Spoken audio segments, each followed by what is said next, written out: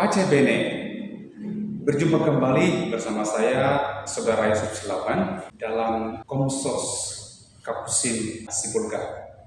Kali ini kita akan membahas khotbah minggu ke-28 hari biasa. Injil menceritakan dialog antara Yesus dengan seorang pemuda. Pertanyaannya ialah bagaimana mencapai hidup kekal. Itu penting bagi pemuda itu, sehingga dari masa mudanya katanya, dia telah berusaha melaksanakan hukum Taurat itu.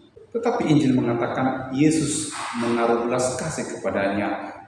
Karena apa? Karena orang muda itu melaksanakan hukum Taurat tanpa didasari oleh cinta yang benar. Sehingga dia terjebak pada melaksanakan kewajiban saja. Larangan atau perintah Taurat dibuat untuk memastikan praktik cinta kasih sehari-hari di antara umat beriman, baik kepada sesama orang Israel maupun kepada Allah. Mencintai bukan sekadar melakukan kebaikan atau sekadar menghindari kejahatan. Mencintai itu aktif, berbuat, melakukan hal-hal yang baik yang melampaui batas-batas kewajiban, batas-batas hal-hal yang diundangkan. Mencintai itu berarti mengorbankan, bersharing, berbagi dengan sesama, terutama orang miskin. Ternyata pemuda itu egois, tidak mau berbagi.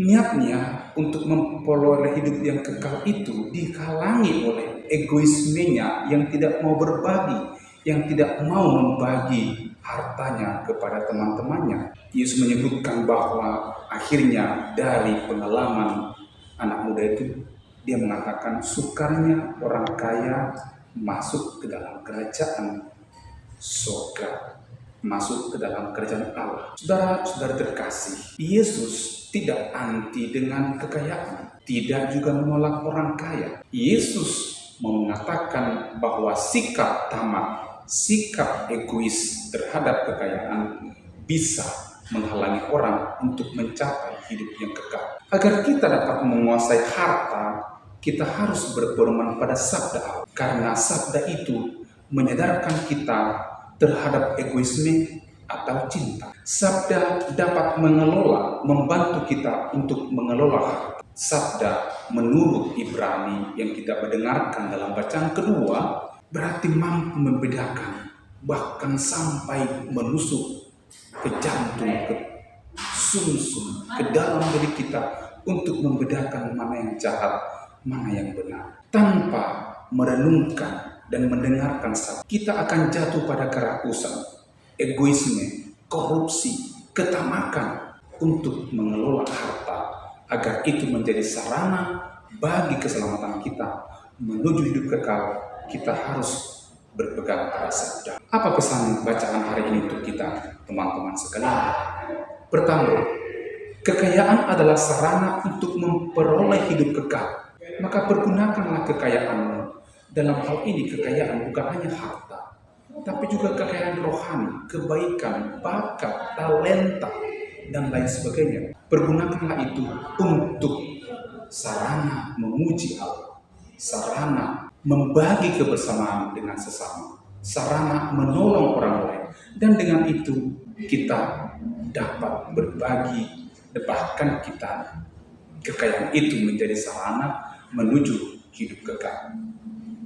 Yang kedua, perlu merenungkan sabda Allah, agar sabda itu menuntun kita dalam mengolah harta, dalam mengolah kekayaan, sehingga kita didorong untuk saling tolong-menolong, saling mencintai, saling berbagi, bukan rakus, bukan hanya mencari harta untuk diriku. Demikian kita pelan-pelan bukan hanya memperoleh kerajaan Allah nanti, tetapi sedang kita laksanakan itu ketika kita berbagi satu sama lain. Jadi saudara-saudara terkasih, harta bukanlah halangan untuk mencapai hidup kekal. Memberi bukan juga berarti kita akan kehabisan.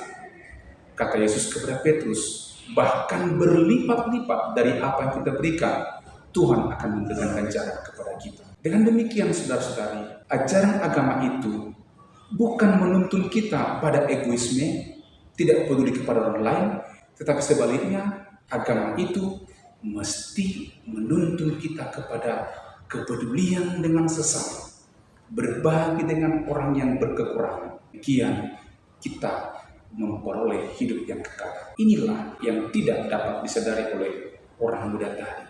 Dia memelihara hukum Taurat, tapi makin jauh dari temannya, tidak berbagi lagi. Sebaliknya bagi Yesus, semakin memelihara hukum Allah, semakin beragama, semakin mengikuti Yesus, semakin berkorban, semakin bersesama, semakin berbagi, semakin care, semakin peduli. Pace bene, terima kasih.